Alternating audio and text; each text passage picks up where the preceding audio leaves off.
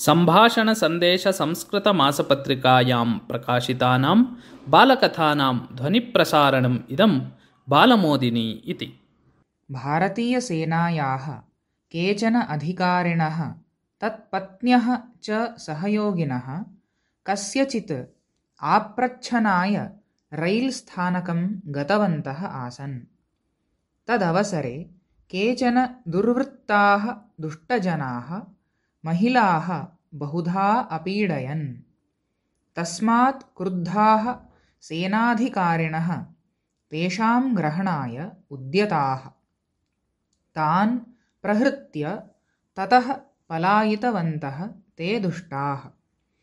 सेनाधिकारी आज्ञां कृतवान्, ते दुष्टाः बन्धनीयाः इति।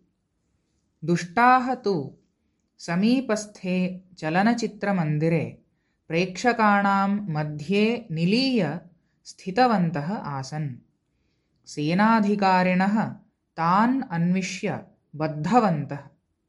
ततः दुष्टानां युतकादिकम् अपनीय अन्तर्वस्त्रमात्रतया मुख्यमार्गे शोभायात्रा कारिता। तेषां दुष्टानां नायकः आसीत् मुख्यमन्त्रिणः पुत्रः एव। सः पितरम् उक्त्वा सेनाधिकारिणां बन्धनम् अभ्यर्थितवान्।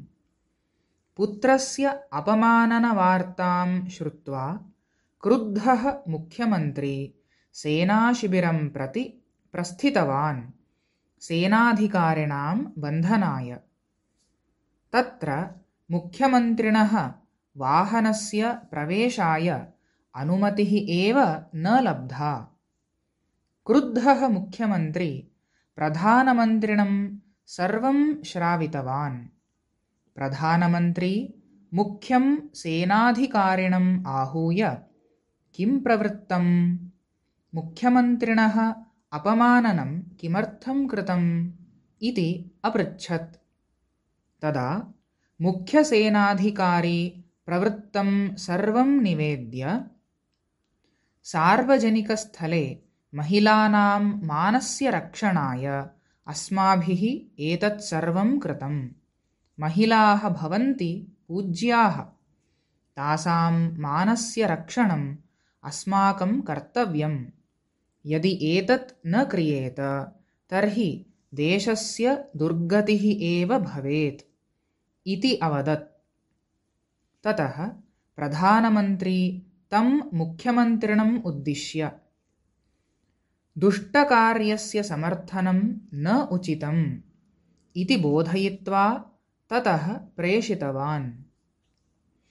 महिलानां मानस्य रक्षणाय मुख्यमन्त्रिणः अपि विरोधं सम्मुखीकर्तुम् उद्यतस्य प्रधानमन्त्रिणः पुरतः अपि स्वव्यवहारं समर्थितवतः तस्य सेनाधिकारी मुख्यस्य नाम जनरल् कारियप्पः इति।